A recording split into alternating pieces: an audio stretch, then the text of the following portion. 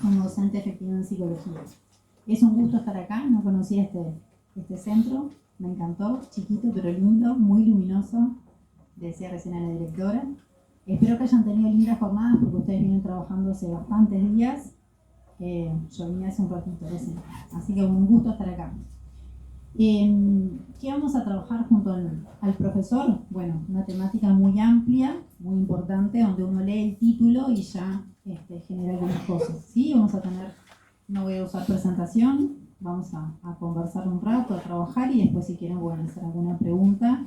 Lo que más me gusta es el intercambio, ¿sí? Que pueda ser un tiempo provechoso antes que nada. Vamos a manejar el tiempo también, porque suelo hablar demasiado y no quiero que sea así. Así que bueno, esta mesa, este espacio se llama salud emocional o salud mental y educación. Dos cosas muy grandes. Hablar de la salud mental hoy, la salud emocional, es un montón. Y hablar de educación también es otro montón. Entonces, combinar ambas cuestiones, bueno, es un trabajo bastante difícil. Por eso lo que vamos a hacer es un pequeño abordaje.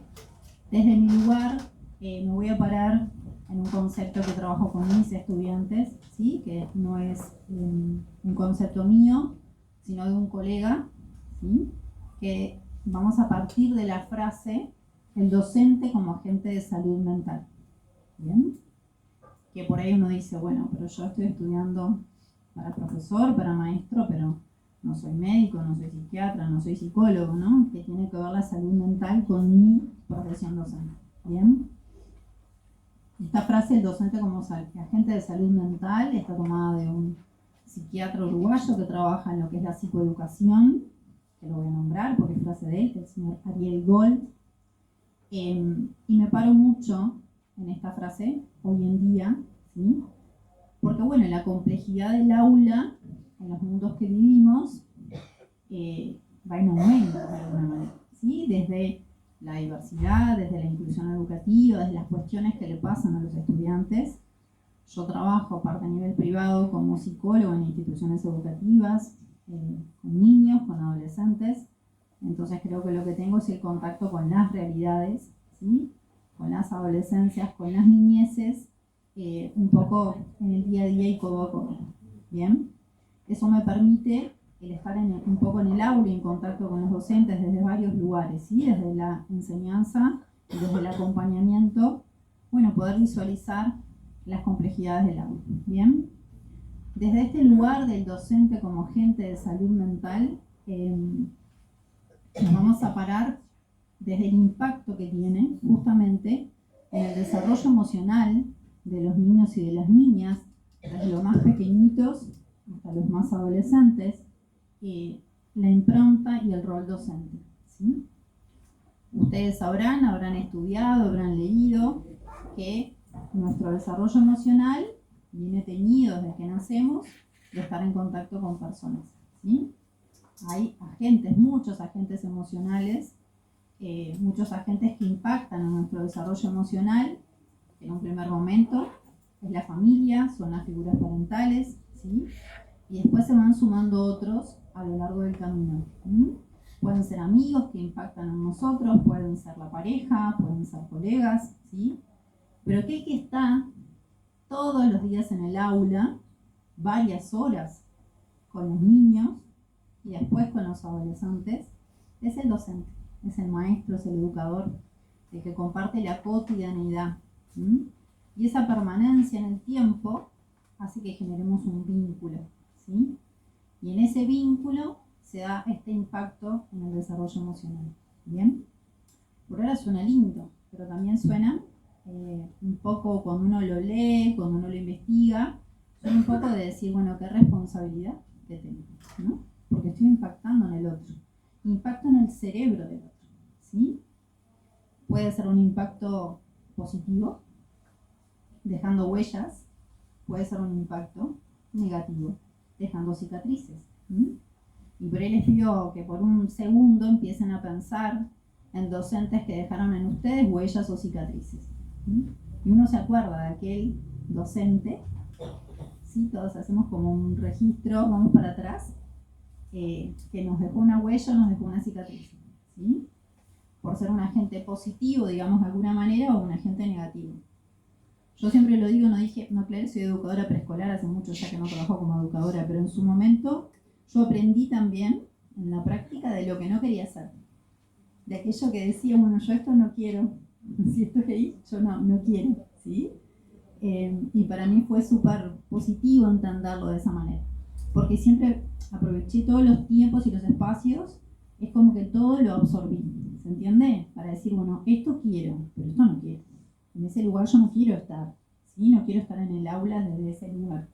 Y lo fui llevando a la docencia después con adultos, hace muchos años ya, desde lo vocacional, pero desde el lugar ese, de lo que yo quiero transmitir en aquellos otros hoy adultos, ¿sí? Pero ¿qué implica?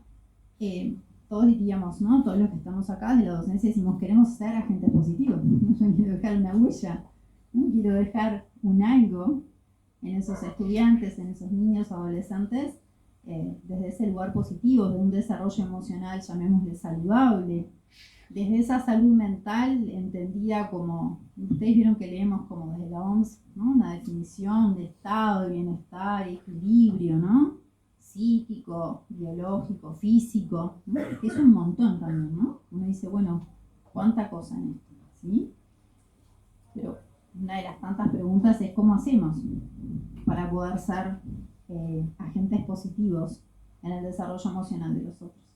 Y en realidad la tarea tiene que arrancar por nosotros, ¿sí? Para uno poder impactar positivamente en el otro, ¿sí? Tiene que poder empezar por uno, ¿sí? Y ese es el gran desafío, creo, de la tarea docente, desde siempre, pero creo que hoy más que nunca, ¿sí? El aula inclusiva, desde lo que son en su momento, fueron hace algunos años y no tanto, la ley, a partir del año 2014, la ley de inclusión en el aula, ¿sí? Donde la diversidad, somos todos diversos, siempre lo digo, ¿no? Por suerte somos todos diferentes, ¿sí? Pero el no tener escuelas especiales y que al aula se abran las puertas a todas las diversidades, implica muchas veces el poner más el cuerpo todavía, el cuerpo, la cabeza, ¿sí? Y más estrategias o técnicas para poder comunicarse por ahí con alguien que no habla, ¿sí? No solamente alguien que quizás no pueda caminar, que quizás no pueda ver. Les cuento una experiencia rápidamente. En el IFD en Maldonado nosotros tenemos estudiantes sordas, ¿sí? Y yo no manejo el lenguaje de señas. Ellas van con su intérprete, pero a mí me genera mucha frustración como docente comunicarme poco con esos estudiantes. Y a las compañeras también. A los compañeros también les genera una especie de estrés y una cosa de decir, pero en realidad hacemos todo lo que podemos, pero no hacemos, por lo menos yo considero que no hago todo lo que debería, ¿se entiende? Más allá que esté el intérprete en el aula, ¿sí? Tanto en MPI como en Maestro Común tenemos varias estudiantes en realidad que no escuchan, ¿sí? Tienen otros sentidos que funcionan, pero no la escuchan, ¿bien? Y esa inclusión nos hace, por ejemplo, tomar estos desafíos que me pasa a mí, que les va a pasar a ustedes, o por ahí ya están, algunos están ejerciendo, o son todos estudiantes, pero bueno, se van a encontrar con desafíos cada vez mayores, ¿sí? Y por ahí también escuchamos que la salud mental, sobre todo post pandemia, ¿no? Yo a veces digo que en lo evolutivo, la pandemia generó como en el desarrollo humano un agujero negro, ¿no? Para mí es un agujero negro, sí lo llamo. ¿Por qué es eso? Porque cada uno la vivió diferente, en un periodo de tiempo donde justamente el estar con otros y el socializar era un gran problema. Y era una situación de mucho miedo, ¿sí? Entonces a veces les digo a mis estudiantes, hagan el ejercicio de pensar, el niño que tenés hoy, ¿qué edad tenía cuando pasó la pandemia? Para ver en lo evolutivo qué fue lo que le sucedió, ¿se entiende? Porque más allá de los libros y la teoría tenemos un ciclo evolutivo, biológico, de desarrollo. ¿Qué pasó en ese chiquito? ¿Sí? ¿Qué pasó en ese niño, en ese adolescente? Es importante hacer ese ejercicio, ¿no? Háganlo porque está bueno para ubicarse un poquito, ¿bien? Entonces, atendiendo las complejidades del aula de hoy, justamente, y esto de que muchas veces ese espacio de varias horas que los niños o niñas están en una institución educativa, es el espacio de mayor contacto a veces con adultos, ¿sí? Las familias hacen lo mejor que pueden, pero muchas veces están muchas horas también fuera de casa. ¿Mm? Y ese chiquito, esa niña, niño, adolescente está en contacto con adultos que son para él sus referentes. ¿Sí? Son maestras o son profesores. Bien, me pasa con los adolescentes, que en general a los que ven son a los profes durante el espacio del liceo. Después llegaron a casa, se acostaron, se levantaron, comieron, no comieron y están solos. ¿Mm? Y el único momento de contacto con adultos es con los profesores. Que es un montón, porque uno dice, ¿qué carga tengo yo como profe o como maestra de que ese chiquito, ese adolescente haya tenido referencia a un maestro o un profesor como adulto? ¿Sí? Que nosotros no ocupamos ningunos lugares, la familia es la familia. Pero el contacto con y el estar con es con nosotros. ¿Sí? Entonces de ahí esa responsabilidad de revisar y pensar qué implica impactar en el desarrollo emocional. Desarrollo emocional que por ahí habrán escuchado, que se está planteando en el Uruguay una ley de educación emocional, que todavía no ha sido votada, pero que está en el Parlamento, que se ha trabajado para que justamente las emociones y la educación emocional y la inteligencia emocional se enseñe en las aulas y se trabaje. Pero vuelvo a lo que dije hace un ratito, tenemos que empezar por nosotros, ¿sí? Entonces, por ahí les voy, a mí me gusta a veces hacer práctica cuando comparto algo, entonces quizás les dé algunas ideas como prácticas para que se puedan llevar, ¿bien? Como para que puedan aplicar. Porque trabajar o cuidar mi educación emocional no implica, no es necesariamente ir a psicoterapia, ¿se entiende? No es necesariamente tener ese espacio por ahí con un profesional psicólogo. A veces se puede necesitar, a veces no. Pero es intentar lo que es el autocuidado, trabajar con uno, tener un momento para uno. Y en la vida cotidiana que llevamos, yendo de un lado al otro, dando clase por ahí de un lugar al otro, yendo de acá para allá, estando muchas horas fuera de casa, con la planificación, con estudiar, con esto, con lo otro, bueno, ¿dónde queda mi tiempo? Y la realidad es que si yo no arranco por mí, no puedo cuidar al otro. Si yo no arranco por mí, no puedo impactar positivamente en el otro como sería mi objetivo ideal. Entonces tengo que empezar a intentar trabajar ese autocuidado. ¿Y cómo lo trabajo? ¿Qué es lo que hago? Y tengo que empezar a conectarme con algo que sea lindo, que me ponga bien, que me haga feliz. Yo a veces no sé lo que es la felicidad, pero es como un estado, ¿vieron? Llámese alegría, llámese bienestar, llámese relajación. Tengo que conectarme con espacios que me hagan bien. Puede ser tan terapéutico ir a una psicoterapia como por ejemplo andar en bicicleta, como por ejemplo pintar, bordar, escribir, ¿sí? Tener una huerta, ¿sí? Tener un espacio que sea diferente a estar en el aula, estar trabajando, estar planificando. A veces es conectarse con un amigo. ¿Sí? ¿Cuántas veces dejamos y nos conectamos por ahí solo con un mensaje? Entendemos que mandar un mensaje es hablar, pero no hablamos con el otro. ¿Sí? Entonces a veces aquí el asunto es poder, como digo muchas veces, apoyar la cabeza en la almohada cuando termine mi día y diga, ¿qué hice hoy por mí? ¿Qué hice por mí que me hizo bien? Y bajar un poco los ideales, ¿no? Porque a veces los ideales pueden ser por tener un espacio para el deporte, para esto, comer saludable, dormir tanta cantidad de horas, tomar agua. Vieron que uno lee un montón de cosas que la lista es larguísima, ¿no? Entonces si yo se las paso, ¿quién las cumple? ¿No son listas? O sea, hacemos el cheque y decimos, estamos con falta, ¿no? Y también eso nos cuesta como, o nos carga como una exigencia, ¿no? No estoy pudiendo, no estoy llegando. Las horas de descanso cada vez son peores. Antes la medicina entendía que eran 8 horas, así son 6, ya estamos como es un golazo, ¿sí? Si llegamos a comer alguna vez más que una en el día ya es un montón, si tomaste 2 vasos de agua, pero la realidad es que si vos no estás bien, no podés estar bien para el otro. Y la docencia implica poner el cuerpo, implica poner el cuerpo, poner la emoción, y no puedo cuidar al otro, no puedo atender al otro si yo no me siento atendida.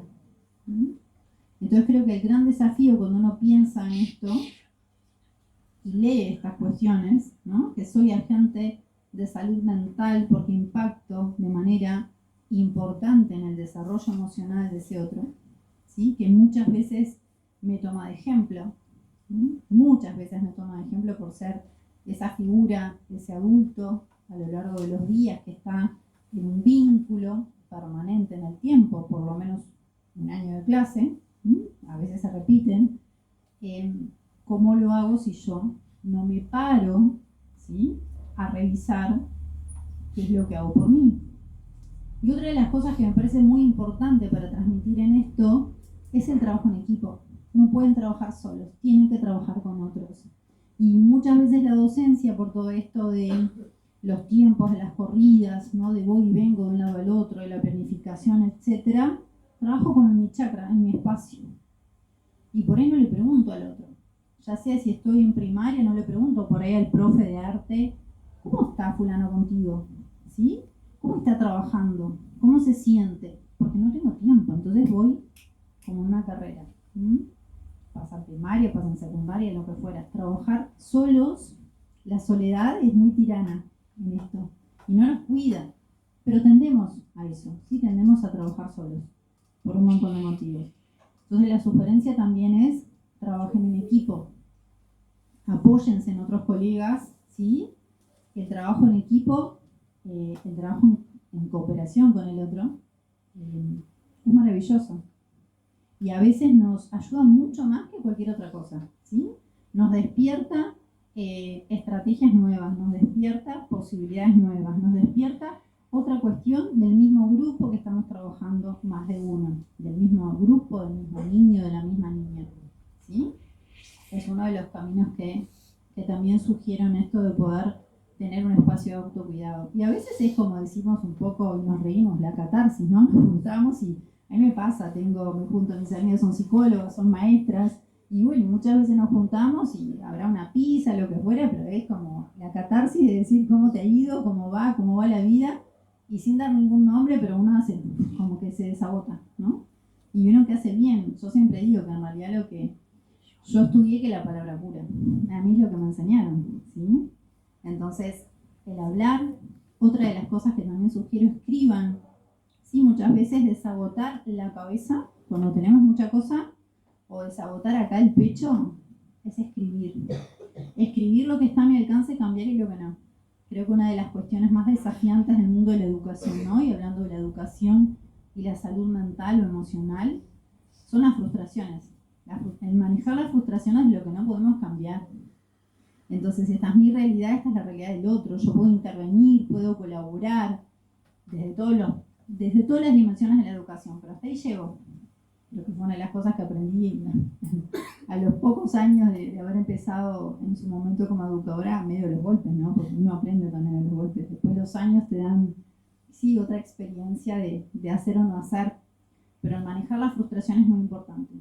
Y aunque las familias, ¿sí?, cada vez participen menos de un encuentro de padres, de una reunión, donde por ahí los convocamos para la entrega de notas, a ver si es algo que les hago este cuento y ya voy redondeando, pero el otro día hice un taller de padres en chiquilines de quinto y sexto de primaria, entonces les paso una lista y les digo, bueno, firmen, porque cuando terminamos vamos a sortear un metro de pizza, ¿ah? Un metro de pizza con mozzarella. Entonces me miraron, se rieron todos, yo me reí también, perfecto. Terminamos la charla, entonces un papá se acerca y me dice, ¿van a hacer el sorteo? Entonces yo dije, y la próxima vez para que vengan más vamos a decir que vamos a sortear un metro de pizza con mozzarella. Y quedó para la anécdota, creo que la próxima lo voy a hacer. Pero trabajo con las familias, que la familia está muy compleja, que no hay tiempo, menos que toda esa cuestión del tiempo, la ansiedad, la fragilidad del adulto, el adulto frágil y la fragilidad del adulto es muy potente hoy, ¿sí? Adultos somos nosotros también, ustedes son más chiquitos que yo, pero esa fragilidad emocional del adulto impacta también en la educación de sus hijos y esos hijos después van al aula y los tenemos nosotros, ¿sí? Entonces, en intentar trabajar con las familias es fundamental, de la forma que sea.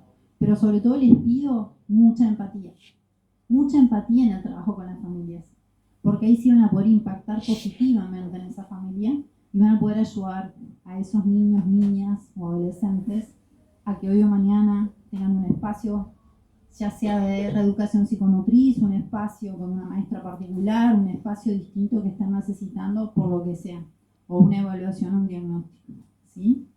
Entonces, la pata de la familia no la podemos olvidar, los tenemos que convocar de alguna manera, a través de lo lúdico, pero sobre todo desde la empatía, de ponerme en el lugar del otro. Y vieron que la empatía está un poco complicada, es parte de lo que venimos conversando. Así que nada, un poco este era mi mensaje, ¿sí? No quise traer nada preparado, dije, bueno, converso como si fueran mis estudiantes del aula e intercambio lo que trabajo todo el tiempo, desde mi lugar, que lo que creo que más puedo transmitir es la experiencia del día a día, ¿sí? Y de hace tantos años que estoy en esto que lo hago por realmente vocación. Así que no sé si da lugar a alguna pregunta y si no, de mi parte, muchas gracias. Después cuando termine. ¿Después? Sí. Perfecto. Bueno, muchas gracias.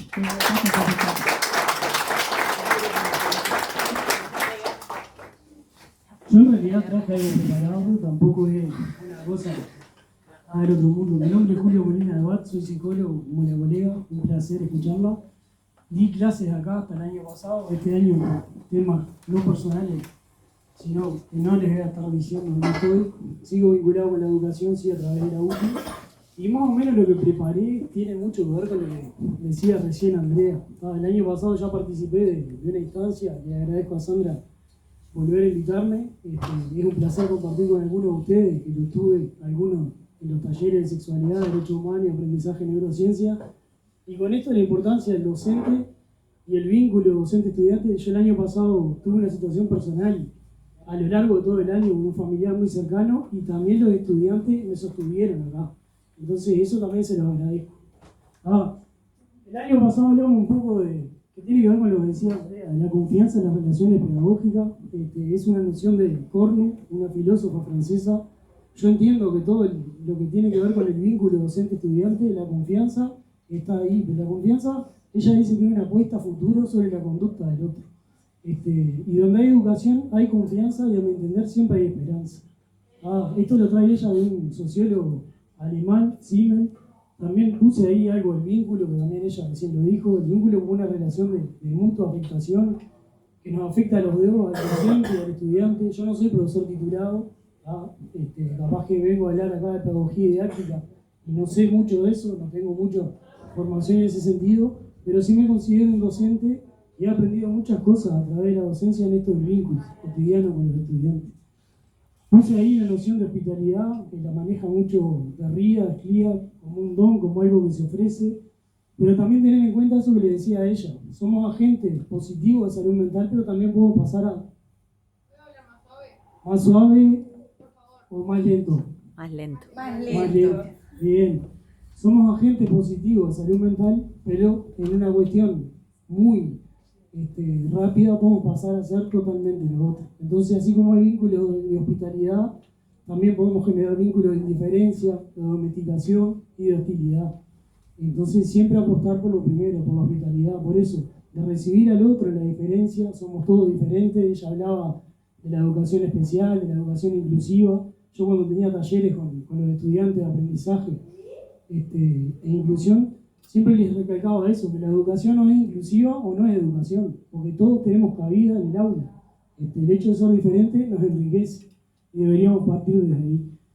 También mencioné ahí eso, docente, agente de cambio y agente positivo de salud emocional. Como decía Andrea, somos personas que impactamos positivamente en un otro, pero primero tenemos que tomarnos el pienso ese y darnos cuenta cómo estamos. Ella ahora decía hacer otras cosas. Yo, por ejemplo, tuve una luxación de hombro y hay 2 o 3 actividades que me servían en ese sentido, que no las estoy pudiendo hacer, las extraño. Hacer ser, candombe y demás. Voy a cambiar porque después me olvido. Y esto de la importancia del cuidado de los que cuidan, que lo escuchamos todo el tiempo. Somos personas que trabajamos con un otro, que la docencia tiene mucho que ver con lo relacional, y siempre se escucha el cuidado de los que cuidan, pero en realidad hay muy pocos recursos a nivel estatal, a mi entender, es una opinión personal, equipos de recursos humanos que trabajen con los docentes y con las personas que cuidan a otras personas. Esta ética del doble cuidado, mirar cómo nos sentimos nosotros para no afectar al otro, porque las emociones se contagian. Y un docente que cuida su salud emocional es un docente que está cuidando la salud emocional de los estudiantes. y el Estado tiene que tener una injerencia fundamental ahí. Postas parentales, por ejemplo, es una noción del Cameron, que también tiene que ver con todo esto que estamos hablando. Nos configuramos como adultos significativos que le mostramos otras maneras de ser y de estar en el mundo de los estudiantes. Esa noción de postas parentales yo la escuché hace como 15 años atrás en un taller sobre violencia en la institución educativa, y me quedó eso reflejado, de cómo asumimos el relevo de otras figuras que deberían ser de referencia, que lamentablemente las niñeces, la infancia, la adolescencia y algunas adulteces no las tienen, y las asumimos nosotros como docentes en el aula y también en los pasillos y fuera de la institución educativa, y que muchas veces le cambiamos la realidad a los estudiantes. Y en el sentido que también lo decía el año pasado, de que la vida de los estudiantes es un asunto nuestro, no es que nos metamos en la vida particular e íntima de cada uno de ellos, pero mientras están en el aula compartiendo en la institución educativa con nosotros, que se den cuenta que nos importan realmente y que somos gente que realmente podríamos llegar a establecer un cambio. Lo que dice profesionalización de la docencia ahí, educarnos para cualquiera, es un artículo de Celsa Puente, una profesora uruguaya que lo estuve leyendo hace como 7 años atrás, en 2018, y el otro día revisando material lo encontré. Y me llamó pila la atención porque plantea muchas cosas en el año 2018 que todavía se refleja. Esto de profesionalización de la docencia, que tiene que ser un imperativo, por algo están acá ustedes formándose. Primaria, por ejemplo, es el único de los subsistemas que le exige a los profesionales de la educación que culminen la carrera para ejercer, pero secundaria, por ejemplo, no, secundaria y UTU.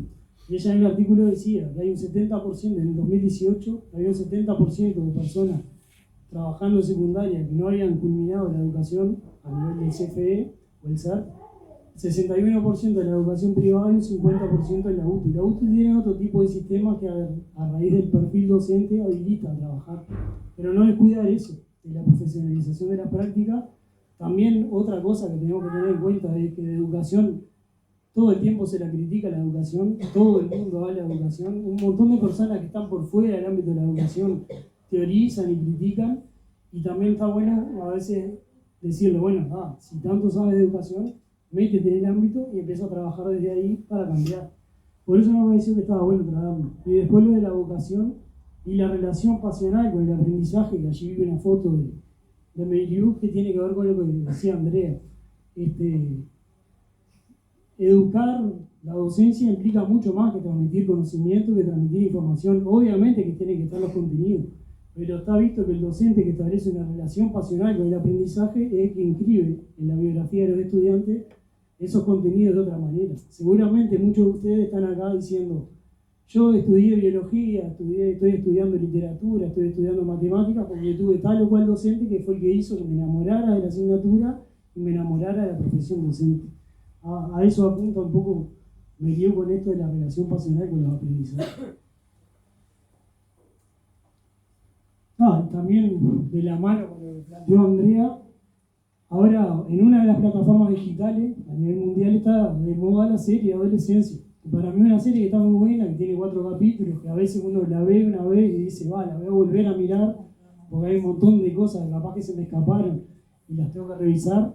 El primer capítulo es cuando lo detienen al personaje principal, el segundo tiene que ver con la institución educativa, el tercero una entrevista con la psicóloga, que prácticamente es todo eso, y el cuarto no se lo ve a él, pero sí se ve la familia y cómo la familia se culpabiliza de la situación. No les quiero contar más porque capaz que alguno no lo vio.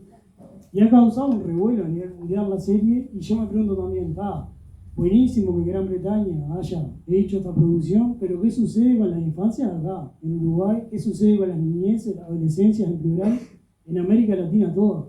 Porque sabemos que hay cada vez más maltrato, más violencia, más negligencia, más abuso, de vinculaciones educativas, que antes se veía la vinculación educativa en educación media, ahora está pasando en primaria.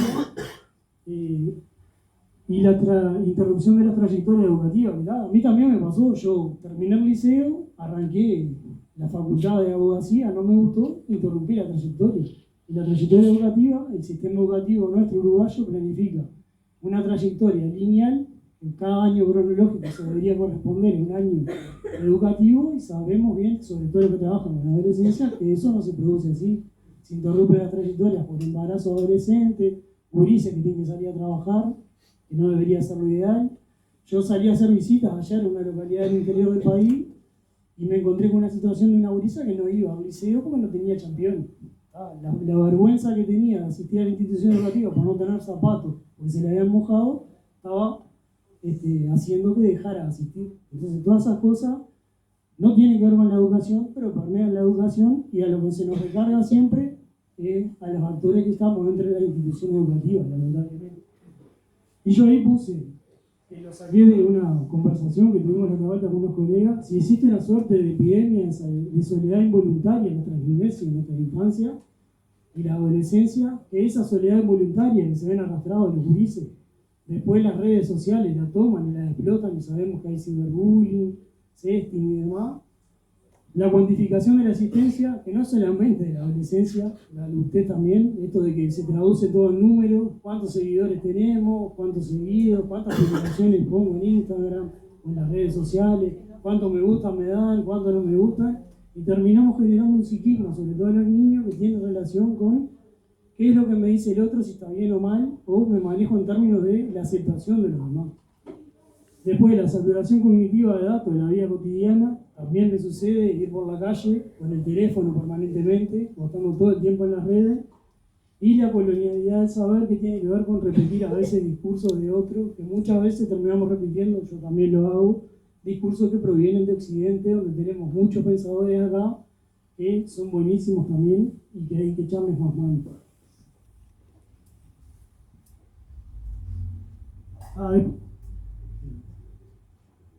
Lo que puse acá en la presentación son imágenes que los que hicieron talleres conmigo seguramente las conozcan, que son de Bernasconi, que es un ilustrador argentino.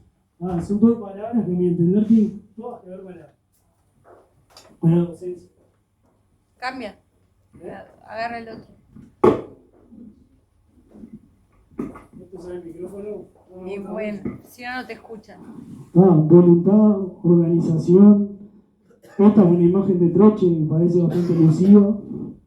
Una maestra ahí llevando a unos niños, haciéndoles conocer el mundo. Esto también, un pizarrón. Esto de las redes sociales que hablábamos. Esto, o sea, enfrentar a veces la adversidad de que nos toca todo el tiempo en el aula. Otros y otras, establecer un rumbo, paciencia, una mirada y la escucha, que siempre la tenemos. Hay gurises, adolescentes que llegan al aula y no son mirados, no son escuchados, y son los docentes los que siempre los escuchamos, siempre estamos ahí. A veces hay que interrumpir una clase, no transmitir contenido y trabajar las emociones. El equilibrio que tenemos que tener, que viene de la mano, como lo decía Andrea, el autocuidado. Un puente, una ilusión ahí, que construimos puentes todo el tiempo. Y esto lo voy a dejar ahora para el final. Y después, lo tenía en la presentación ahí, no sé si lo puse o no lo puse, es este sentido de lo novedoso. Yo puse transformación y reforma ahí, que venimos de una transformación educativa, una reforma educativa donde se nos planteó como algo novedoso. Y Bauman, lo voy a leer porque no me lo acuerdo de memoria, el sociólogo dice: lo novedoso se consume muchas veces sin pensar, y se deja sin pena ni olvido, pasa, fluye, va y vuelve reeditado. Bordea existencia, deja tanto vacío como para volver a desear otro objeto de deseo.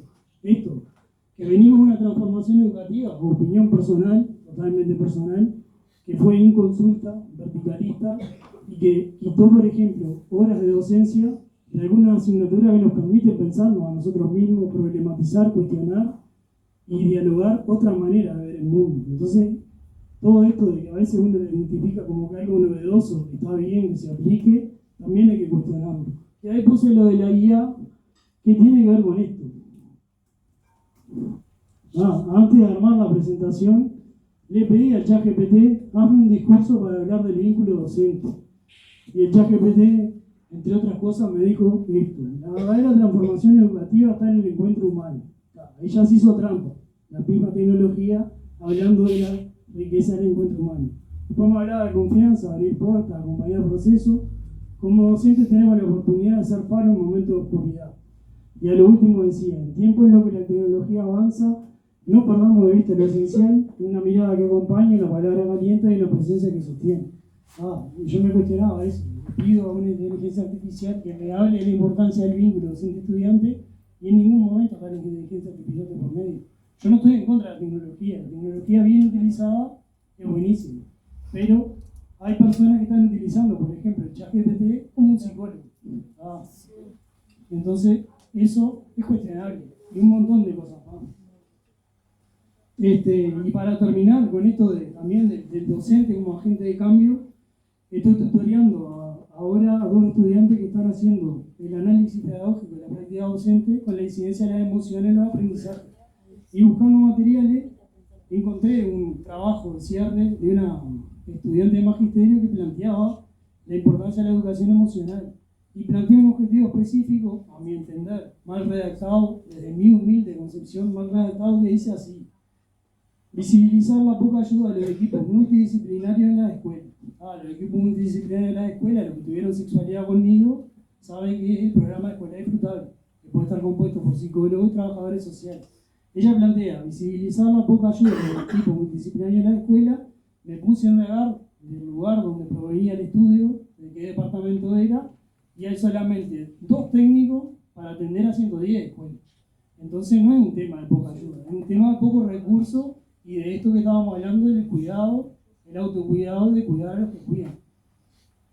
Y para ir finalizando, y capaz que abrir, no sé si pueden hacernos preguntas. Yo traje 3 preguntas ahí, que se las quería hacer a ustedes, o dejárselas, si les parecía que las podían llegar a trabajar.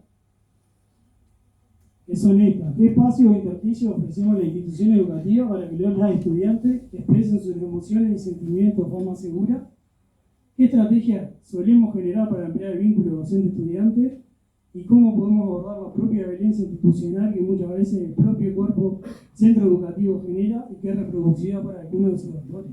Esto que decía Andrea hoy, así como podemos ser agentes de cambio positivo, también lo otro. Y para ir cerrando y no ser tan pesimista, suelo escuchar música muy variada. La otra vez estaba escuchando Ciro y los Persas, la canción Luz, y hay una frase que dice: el tiempo enseña a nuestro andar, para que quiera escuchar, para quien no deja atrás lo que soñaba. Yo lo que les digo es que sigan soñando con la profesión, con la importancia de la profesión, ya sea maestro de primera infancia, maestro de educación común o profesores, con la educación pública, defiendo fuertemente la educación pública, y con la verdadera transformación educativa que se hace dentro del aula. Muchas gracias.